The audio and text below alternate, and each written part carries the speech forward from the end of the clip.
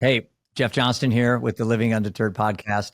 This is a first for the show. All of our other guests have been in studio, so this is the first time we've done a virtual studio guest. So Storyline Multimedia does an awesome job, and everything is set up for a great show. So I am excited to do this a little bit outside of my comfort zone today. Normally, I'm used to having someone here. Dr. Richard Lopez, I'm going to introduce him quickly here and let our conversation kind of introduce who he is. Met him a short while ago and just fell in love with what he's doing with neuroscience and behavioral health tech and digital apps and youth mental wellness, and checked all the boxes. So after getting to know him and after working on some collaborative efforts, I invited him to come on the show and basically start talking about this big problem, this epidemic out there that is, specifically today will be focused very heavy on youth mental wellness. But as we know, mental wellness doesn't discriminate, and the collateral damage in a family when one person struggles, as I know, our story, it can have, legacy impacts for a long time. And so we're trying to really prevent any family ever going through what we went through and what millions and millions of families deal with, not just in the United States, but globally. So, Rich, nice to see you, and I'm excited to start talking about this topic. Yeah, me too, Jeff. I'm so honored to be here. Thanks for having me. So, for our listeners that aren't really in tune with the definition of all these terms, I'm sure we could plug into ChatGPT and figure out pretty quickly what a social neuroscientist is. But in human terms, or I guess in English, as my dad used to say, what does that really mean? What does that term mean? Yeah, so social neuroscience is a pretty new field. I mean, by most measures, it's only about 20 or 30 years old at most. And really, it's a matter of understanding how our brain helps us to be social, to connect, how we express our emotions, how we regulate our emotions. How do we understand what another person is thinking and feeling? A lot of these questions, social psychologists have studied for quite a long time, since the 30s, 40s, and 50s. But now, with the development of all these interesting neurotech tools and even non-invasive brain imaging techniques like fMRI, we now get to peek inside the brain as people are thinking about themselves and other people and their relationships. So a social neuroscientist at the end of the day is interested in what makes us human, what makes us social, and using the latest technology regarding brain function and measuring brain activity to get at that. So what drew you into this field? Like all the different choices you could have taken a career path. How'd you end up in this one? Yeah, so when I started my undergrad career, I knew I wanted to major in psychology, but I didn't really know that there was this field, this growing field called social neuroscience. So I had the major blessing and opportunity to work in a social neuroscience lab as an undergrad. And at the time, we were looking at how do we trust other people? How do we make judgments of another person's trustworthiness based on very quick impressions?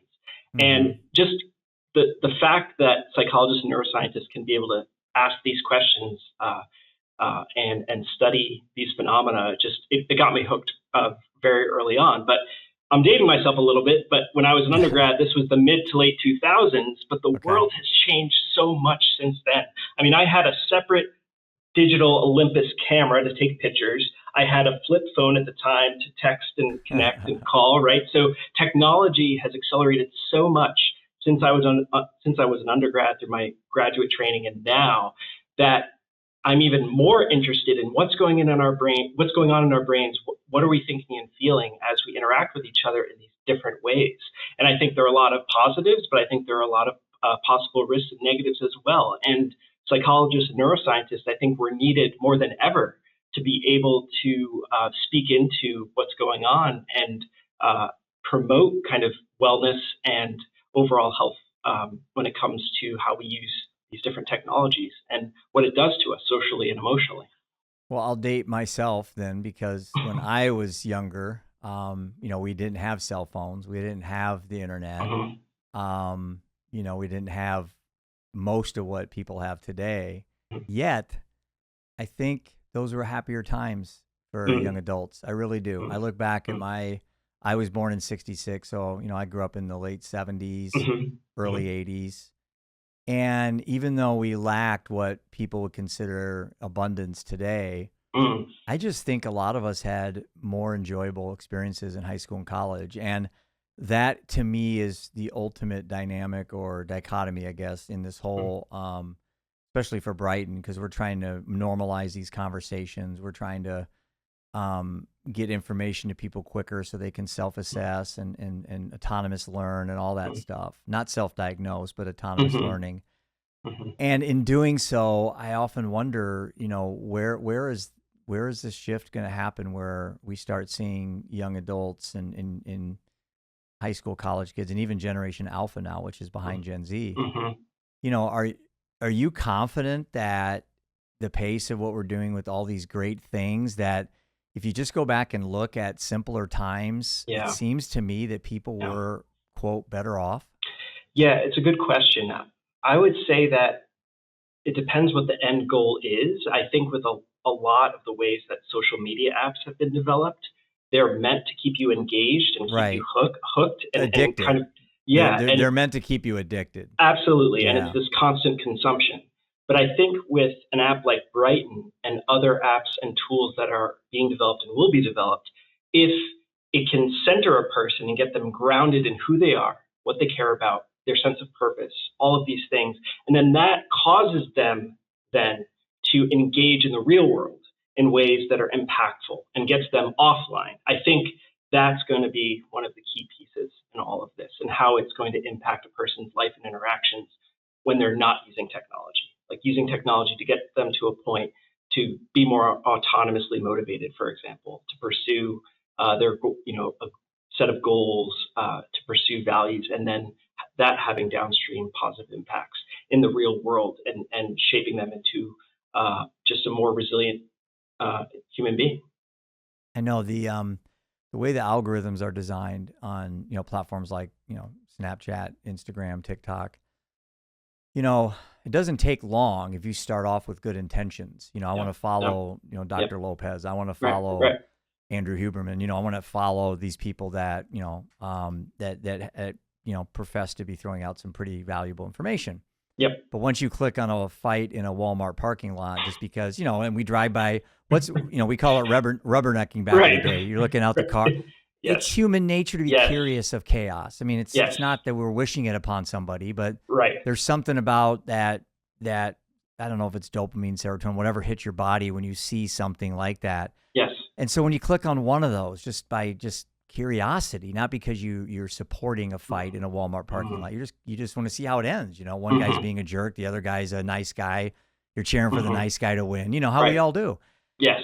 Yes. Absolutely. It starts off so innocently. Then within Absolutely. just a matter, I was on this last night because one of our posts we made just hit 500,000 views, which is the most viral we've ever done on TikTok. And it was a post of a penguin talking about misunderstanding texting. Like Right. right. It's funny, but it was like Yes. 500,000 views. Yes.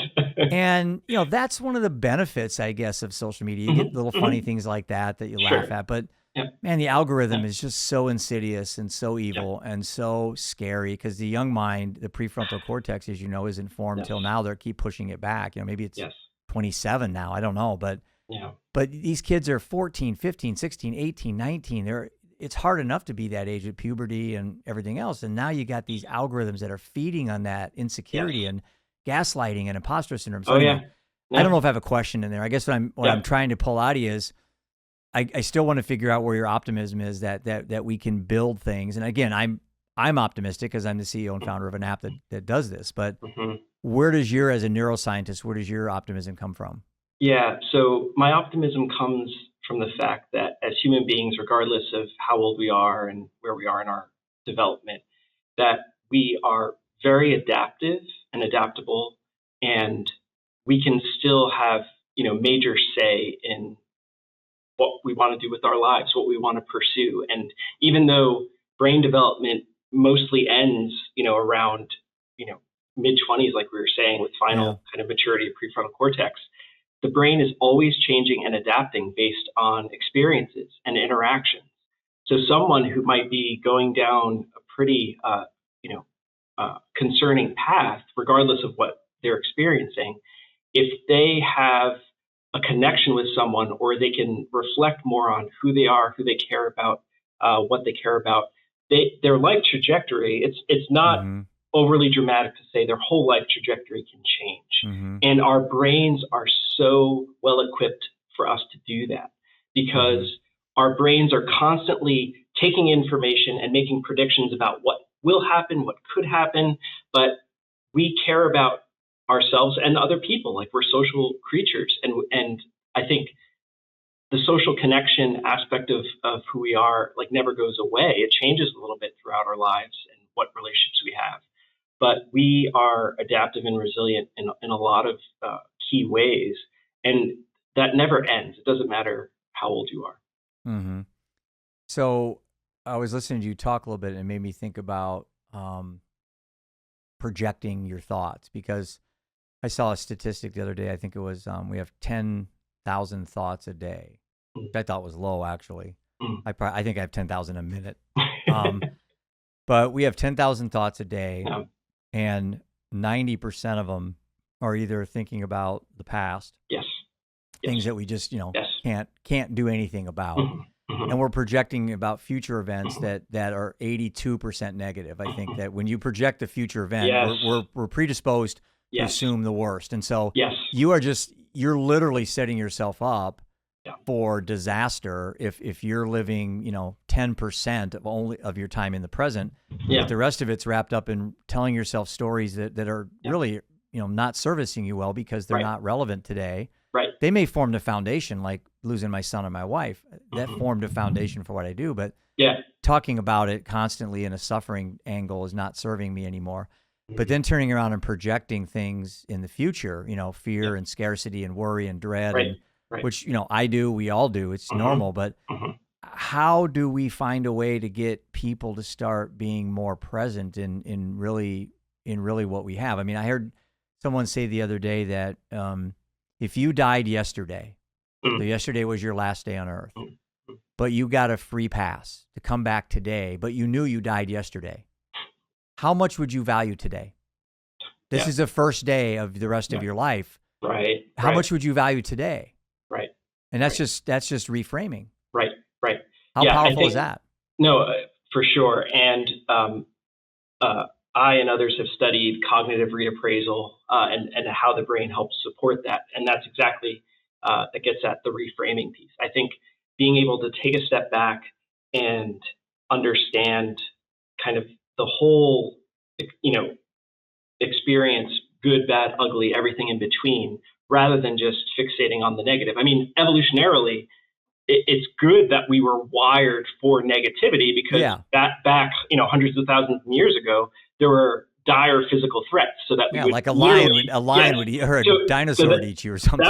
That was the context in which our brains evolved. So it makes sense that we skew negative a lot of the time when we're prospecting and thinking, about the future and thinking about possible outcomes. But since we live in a time where that physical threat for most of us doesn't exist anymore, but we still have the same neural hardware, right, that gets us into that mindset, we can fall into these ruts of negativity, but we also have the ability to get ourselves out of those ruts, to reframe. But then also, with this hypothetical, if you died yesterday and then you came back and got a free pass, and to appreciate life again, taking a step back and just being grateful and practicing gratitude is huge. And maybe you've heard of these studies because they've become pretty popular, but it turns out that if you write a letter to someone in your life who made an impact to you, and then hand deliver the letter to them, and then read the letter to them, and you sit down and read it out. I mean, everyone is bawling by the end of it because it's a very emotional experience.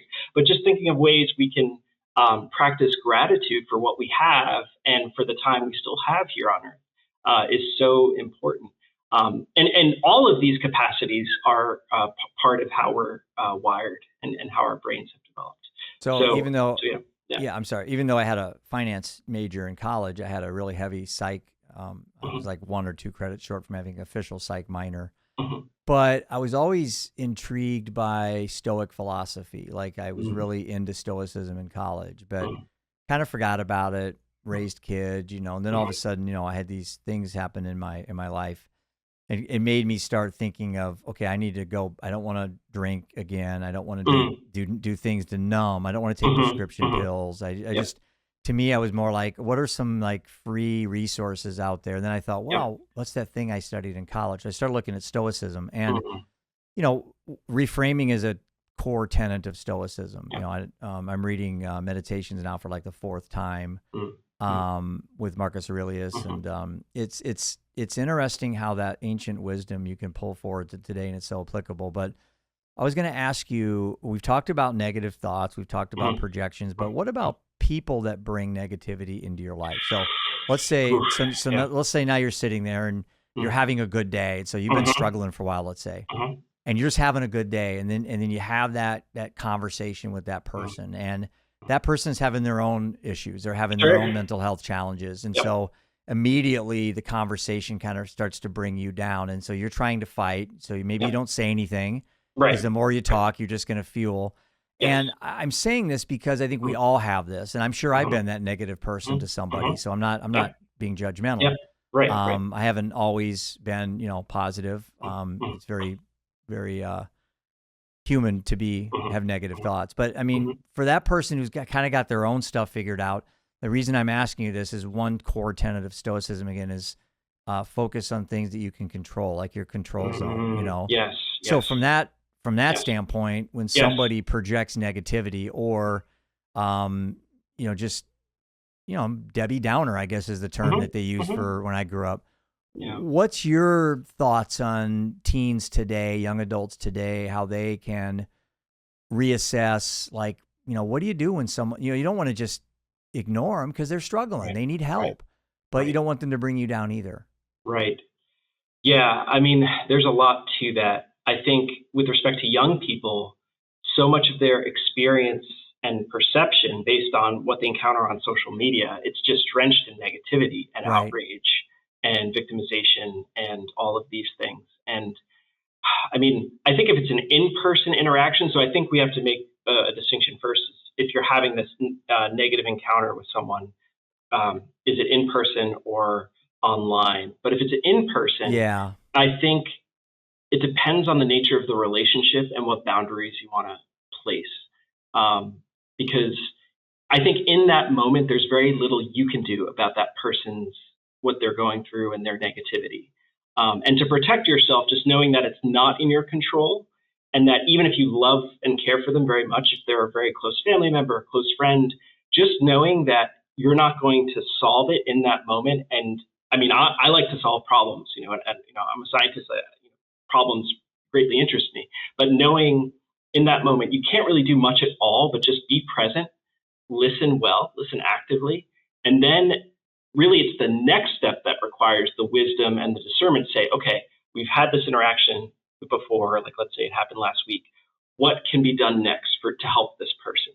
So in the moment, it's very easy for that negativity to be contagious and for you to be affected by it. But I think strategizing and thinking, okay, what can be done to provide help and support for this person going forward? And also, the thing is, if it's a pattern and it's really a chronic pattern where it's like almost like every other interaction with them is like this, then I would say that rises to the occasion of, okay, there should be some open discussion of boundaries and kind of what's going on here, because that could have a negative impact on you. But of course, you still want to be there and to help and support the person. I mean, depending on the nature of the problem, it may involve referrals to professional help or other mechanisms. There are many ways it could go. But yeah, so I think it depends on the interaction, who the person is. Is it a pattern? Is there something deeper going on? But just knowing that we don't have much control over the other person's reactions and interpretations, what's going on in their life. But we still have the power and the ability to reframe and to take a step back and to try to keep a broader perspective. You're probably familiar with Viktor Frankl, who Man's Search for Meaning is probably one of the best books I've ever read. Read it twice. So I'm overdue. I need to read it again. I'd read it when I was younger, so I'm way overdue. So I'm going to return to that book soon. Now that I'm in a totally different life stage.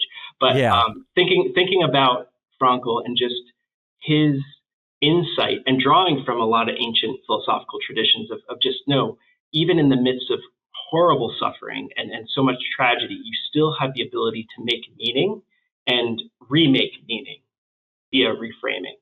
And I think that's so critical for us to practice that and for that to become a habit of mind, if you will, and how we approach situations. Especially when you have, suffering thrown into the Yes, loop. yes. It's one thing to have Yes. depression over finances or Sure. something, but Sure. when you have this, intense suffering that you've been Yes. through, Yes, absolutely. he said, suffering will be my opportunity. And that's what he Yeah. said in that Yeah. book. And I actually stole and reframed it, Yeah. stoically reframed it, I guess. Yep. I said, pain is unavoidable, suffering is a choice. And if you think about that, the pain of a certain event, losing a child, breaking your leg, whatever, those are, there's pain involved there that you're not just going to be able to say, oh, I'm not going to feel the pain of burying someone I care about. That's right. Or losing a marriage or losing a business. There's pain with that. But the suffering, that is optional, at least the duration of it, like how much you want to identify with it, how much you want to cling onto it. Yes. And so, again, using all that into our day-to-day lives, you're going through something, somebody backs out of a business deal, somebody, there's something that comes up that involves pain in your life. Yes. You really have to look at it as, okay, that was unavoidable. And if it was avoidable, what was the lesson? Like maybe I messed up. Maybe the person didn't renew the contract because of me. Right. But how long you dwell in that. Yes. It really, really, really is yes. an absolute in your head only. No one else. Yes. No one else in the history of humanity is going through the same situation. That's right. You're the only person. That's right. So that's how much control you have over the suffering. Right. And you have all the control. Yes. Yeah. Yes. And so there's little nuggets in that book that I pulled away from that I now use, and I read it like 6 years ago. So, absolutely. Yeah, and for what it's worth too, for me, my own personal faith and the faith tradition that I ascribe to, like that, also helps me understand suffering and the role of suffering and how it could transform a person. And there's a lot of power in that as well.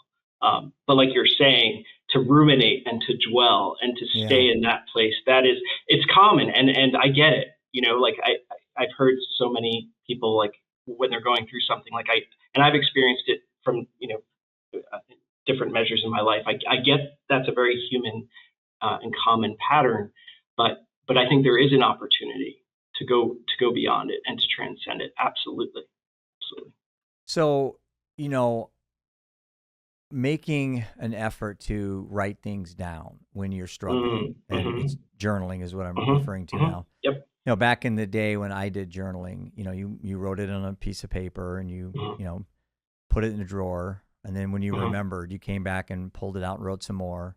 Yep. And it turned out to be almost a diary. Yeah. And at some point you kind of got tired of it. You got bored of it because it was repetitive and it was not very rewarding. And it was kind of like Groundhog Day over and over and over. Right. You put it in the drawer and you wouldn't look at it till, years and years. And then you're going through your old baseball card collection. Oh, there's my old. Yeah. But that's the journaling I grew up in. Yeah. Okay. And, I'm sure there was evidence that people who journaled well back in the 80s, 90s, or 2000s, whatever. And then you see this technology coming out. Now you can journal on your computer and stuff. Yep. And now with AI, it's changed everything. So when I say journaling, I think a lot of people that are like my age or 45 and older are thinking of the antiquated journaling. Yes. But now with AI and large language models and this ability to go back and merge previous entries, and you can teach the AI certain behavior, whether the AI is empathetic or direct or whatever, is simply amazing. And I know on the app, it's one of our most popular features on the app. And so I guess I wanted kind of a general, your thoughts on just journaling in general, and then the future of AI and where you can see this can, really be a great bridge or a tether for people that are in between sessions with their therapist, or maybe they're not, 4 out of 5 people, 80% are not needing to go to therapy. They don't need to Right. be on Right. prescription pills for meds for Right. antidepressants. So we're looking at the Right. majority of people Sure. journaling. Yes. Journaling's actually Yes. better Yes. than the other options because Yes. they're not in crisis mode yet. Right. But Right. it could That's keep them right. from getting there, right? That is so important because if people get into a habit of expressing themselves and what they're going through, and that can be journaling, it could also be sharing how you're feeling with a partner or a friend, just getting that information Yeah. out and out of your head, I think is the secret sauce, if you will, rather than letting the ruminative patterns just stay within you, just kicking around in your head.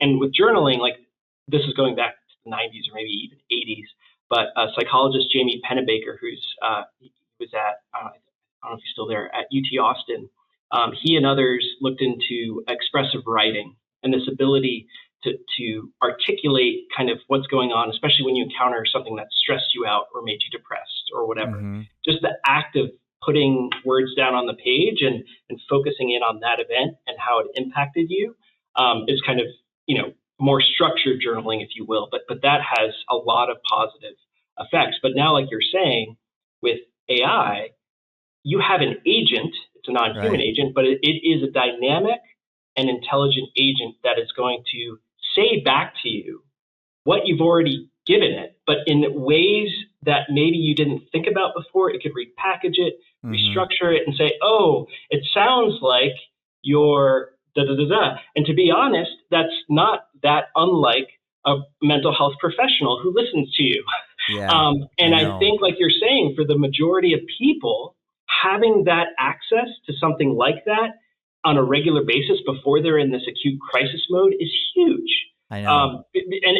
And we haven't talked yet about the loneliness epidemic and just the fact that so many people, even if they're married or they have social connections, they're still experiencing tremendous levels of loneliness. But having an AI agent, the way that it's the way that it's set up in Brighton right now in the app, that can get a person out of that thought pattern.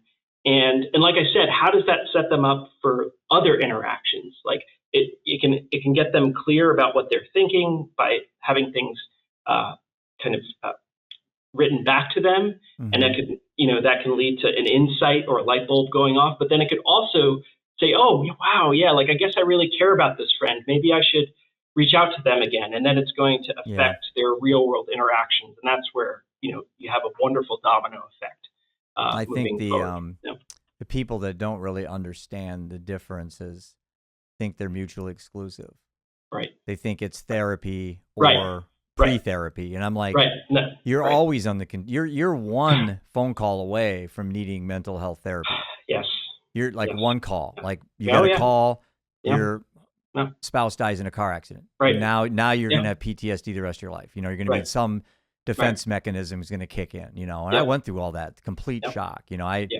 I was like anointed like one of the strongest people that everyone knew me, thought I was just bulletproof, and then you go through 5 years of burying half your family.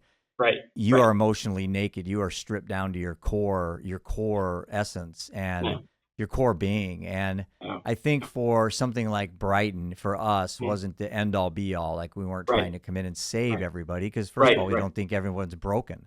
Right. And so we intentionally wanted to be kind of away from telehealth and from, and again, was that a great move on our end? I think so, because if you look at the demographics, again, the size of Gen Z specifically, which is 2.56 billion humans, third of the world's population, the largest generation in human history.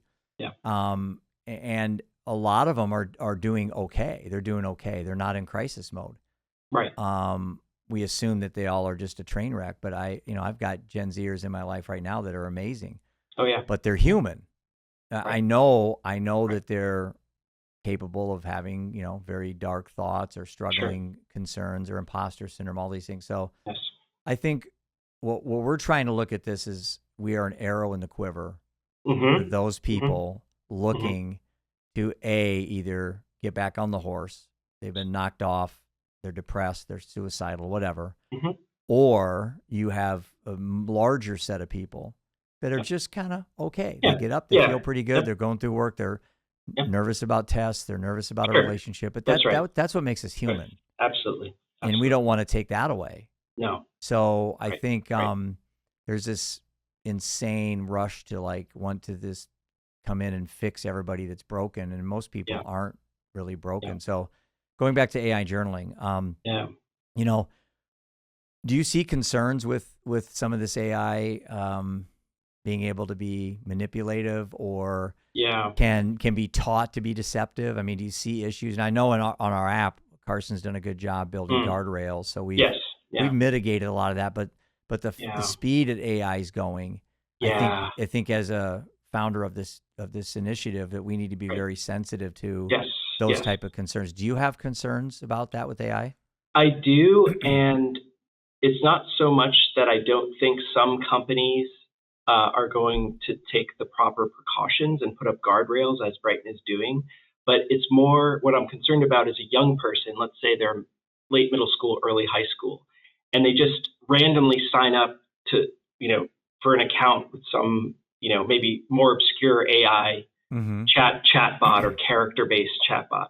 And they have no way of knowing or discerning what makes this AI safer than this AI. Right. So giving them a toolkit of kind of critical thinking skills to approach AI in a way and say, oh, actually, Brighton, because of how it's been set up, is safer because of this, and it fits my needs better, whereas this app, I'm not so sure, so I'm going to stay away from it. Because a young person, especially if they're desperate, in the sense that they're looking for an answer and looking for help, and maybe they're in crisis mode, maybe they're not, but they might just stumble into an AI tool that it doesn't have those safety precautions and guardrails set up, and it can go south really quickly depending on what tool they're using. So even though young people are incredibly tech savvy and probably savvier than I am now for sure with a lot of these things,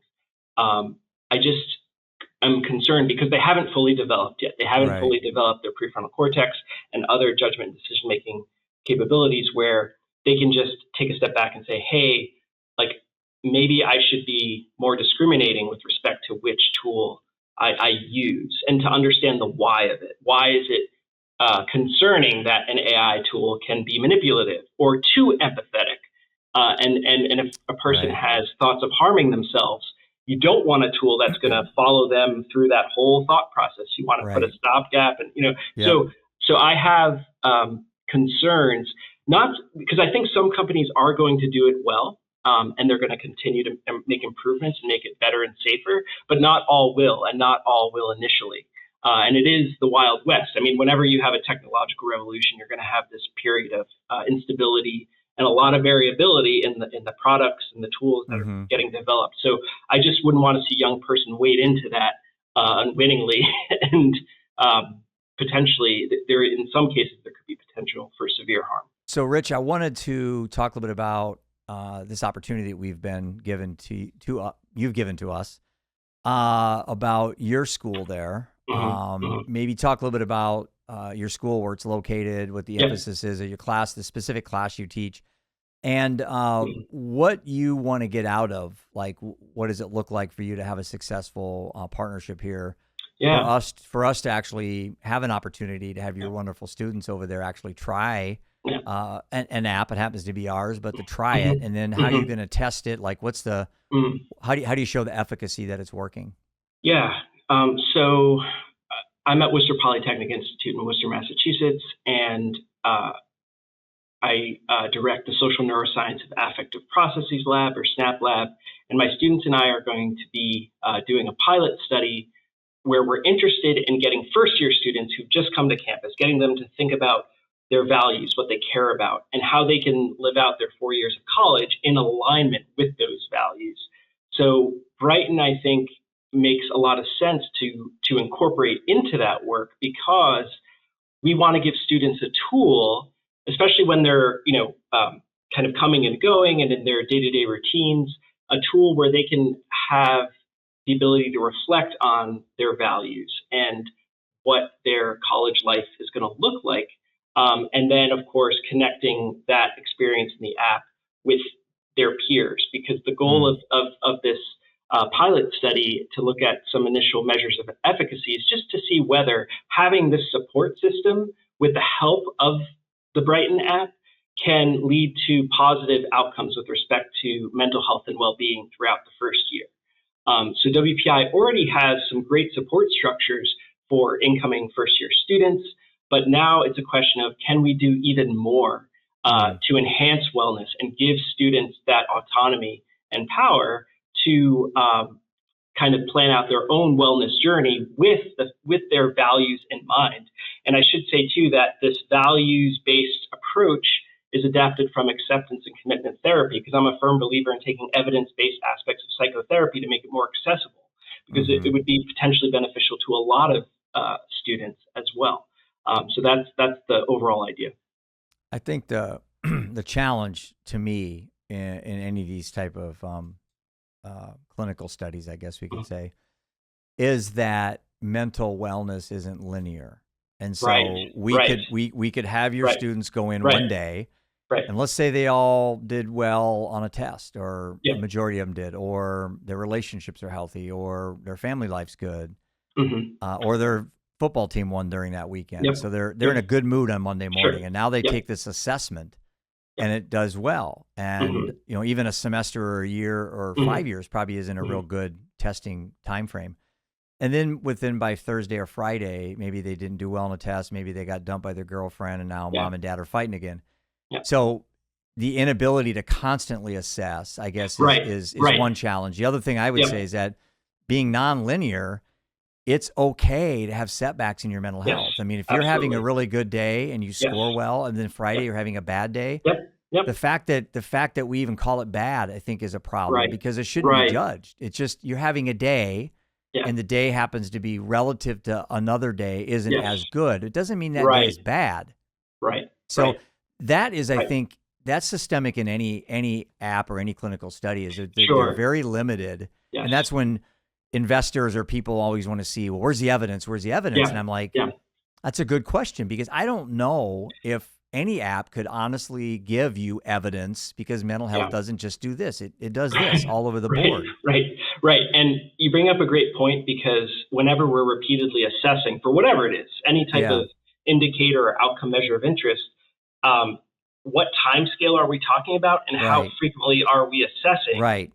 Very relevant questions. But I will say, thankfully, there are statistical modeling techniques that take that into account, where if you have enough measurements, let's say you have 6 to 7 measurements over a few months, say, right? Even with that variability that's kind of baked in and assumed, you can still extract from the data some trends, right? Especially if you have a group that maybe didn't have, like a control group that didn't have an app or some other additional factor that might be impacting these things. So you're absolutely right. But I think with some careful design decisions and considerations with the study, some of that can be mitigated. Not all of it, but some of it can be mitigated for sure. And what's great about thinking about, like, the relativity of it, like, is it a good day or just not as good day or a bad day, like all of that, that's all valid. But I think what's great about this values-based approach is that you could be having a really shitty day, and you're perceiving it as that, and you're experiencing it as that. But then you could still take steps and small steps and behaviors to live in alignment with your values. You can, right? So that, I think, important. For me, the values-based approach has a lot of potential, because it's not so much about the externalities of, oh, I aced that exam or not, but actually, I value learning, and I got a C or a D on that. But I went to the professor's office hours, and oh my gosh, I figured out where I was going, right? So it's like, it turns kind of the narrative on its head of just like, oh, it's all about performance metrics and grades and all of this stuff on paper. It's much deeper than that.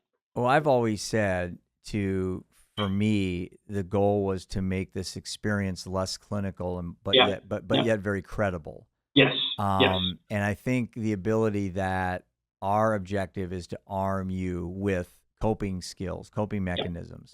And you pick whether going to the gym is what you want to do for your health, or cutting down your binge drinking on the weekends when you're in college, and so it isn't like us coming in to say, here's the answer. You're broken, we can fix you. It's a very arrogant adult way to look at youth, is that we always want to fix them, make up for the mistakes we made. Well, first of all, they're not mistakes. As long as you don't die or go to prison or something, they aren't really mistakes. They're life lessons, you know?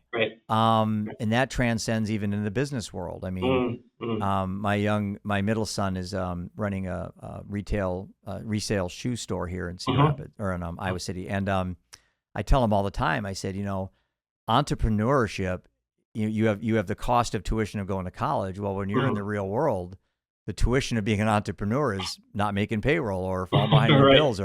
So I think it's trying to let young people know that you're never going to completely figure this out. There is no pill or antidote. There's no one coming to save you. You have to figure out ways that when your relationship ends, or you don't get to that college you want to go to, or your mom and dad get divorced, or you get an offender bender, you're going to have to figure out ways to reach back, pull that arrow out, and then slay that beast that's in front of you. And if you don't, you're going to end up going into alcoholism or drug addiction or pornography or gambling addiction, or it goes on. And then at that point, you're in treatment. So I think we can head off a lot of these fires that are out there. And I think I've said this before on LinkedIn on a post, and somebody liked the way I phrased it, but I said, we think we're throwing water on a raging fire. What reality is right now, we're throwing gasoline on it. With the DSM, with over-labelizing, over-pathologizing. And so there's a subtle dance going on with being a founder and CEO of an app that's trying to be preventative, yet take advantage of this wonderful AI thing that's come about that really wasn't even on the forefront a couple of years ago. Well, let's do this. We're wrapping up our time, but did you have any questions for me or any things you want to end this with today? Yeah, I mean, I'm just curious, as you look ahead to the future, not that we know what's going to happen, of course, but what would success look like for you in Brighton 2 years from now, 5 years from now, 10 years from now? Yeah, I mean, going on the same premise that success isn't linear, that, you know, you step forward, you step back. I think for me, success would be if some night you got a text from one of your students saying, hey, you know, Mr. Lopez, I was struggling in your class. I didn't really give my best focus, but I've been using the app, and I can tell you I feel a lot better. That would be like validation for me. And sometimes it's the littlest things like that. I get texts, I get people that share, because you can share your journal entries. So I get young adults that will share their journal entries with me.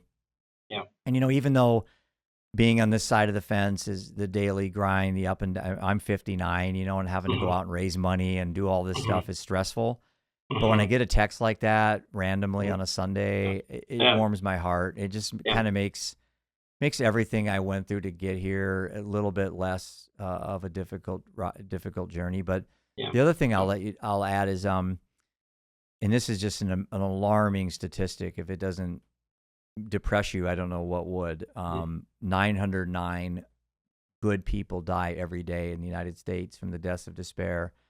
You have to think about this for a minute. 909 people in the United States get the call I got twice, and that's a death, somebody from overdose, alcohol, and suicide. Okay. But think of the families that death hasn't shown up yet, and the devastation and destruction. So you don't have to have death like I did to destroy a family. We were having foundational problems in our family before Seth died. And so, sure, the media, the statistics, the experts like to focus on what I call the death statistics. The reality is the living statistics are probably more destructive to the fabric of our families here in the United States. So back to your question, what would be a result for me would be to lower that number. And someone said, why 909? And I said, because 8 and 9 could have been Prudence and Seth. So every single number on that statistic is important to me. I'm not going to round it down. Because it could be someone's child that I took off that. So to me, again, I think success for me, and we're just honored to have this opportunity, would be for you and your students in your community to see the benefits of this, because that trickles all the way throughout the universe in reality. Sure. Yeah, absolutely. Yeah. Well, Great. Listen, if people want to reach out to you, say on LinkedIn, or are Mm-hmm. you on other social media platforms, maybe give out your ways they can contact you. Yeah, LinkedIn's probably best, and then you could also just Google my name, Richard Lopez, WPI, and you'll find my email address as well. So, yeah. All right, man. Well, thanks for being on the show, and Yeah. keep living undeterred, okay? Will do. It's been a pleasure, Jeff. Thanks so much. Thanks, man. Take care.